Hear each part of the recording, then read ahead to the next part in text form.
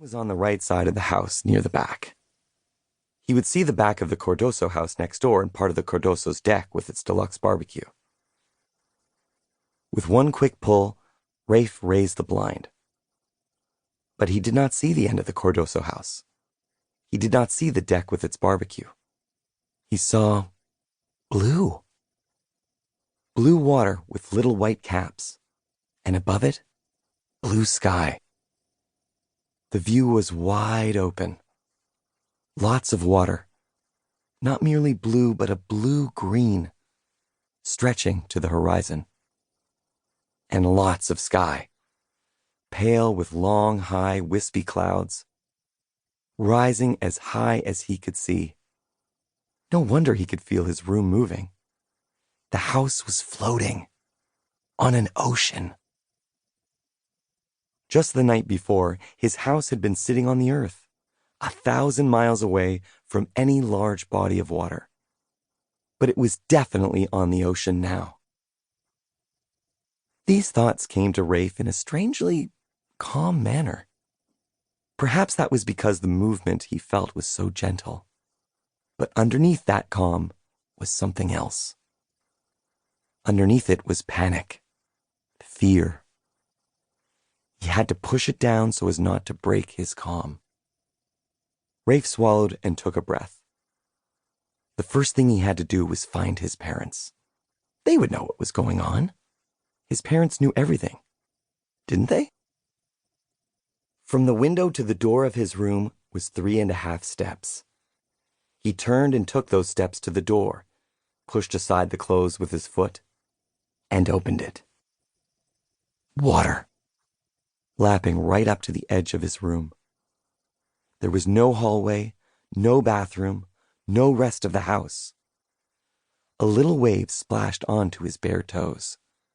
He quickly shut the door. What the? Rafe spoke out loud. His heart pounded. There was no hope of calming down now. His room, and only his room, was floating on the ocean like a little box. The rest of the house was gone. His parents and his dog were gone.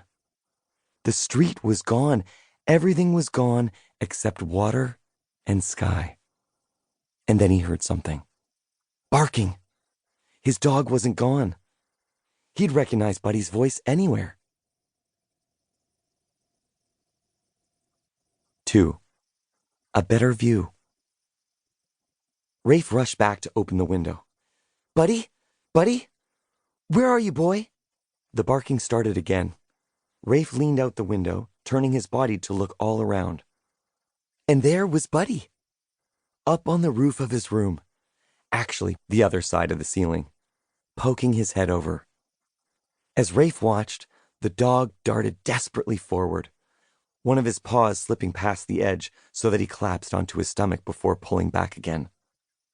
Stay, Buddy. Don't fall off. I'll get you somehow. Rafe retreated back into the room. What did he have that would allow him to get onto the roof so he could bring Buddy down? The answer came to him right away. The ladder. Under his bed was a fire escape ladder. His parents had put it there and had shown him how to use it. It was meant to hook over the window ledge so that Rafe could climb down from his second-floor room and escape. But he wasn't on the second floor anymore, and besides, now he needed it to go up. He pulled the metal ladder out from under the bed. It was made from hollow aluminum and was easy to hold by the sides and maneuver out his window. He raised it upward with the hooks at the top. It was hard to keep the ladder from tilting away, but he held it straight up with effort, and when the hooks were just past the edge of the roof, he lowered it so that they hooked on. The dog whined and yipped as it pawed at the ladder. Buddy was a smart dog, but he didn't know how to climb down. Rafe would have to go up. The only problem was that Rafe didn't like heights. He didn't have a fear of heights exactly. He just didn't like them much. He wasn't keen on climbing trees or crossing bridges. But now he had no choice. He decided to get dressed quickly before Buddy got too impatient and tried to come down by himself.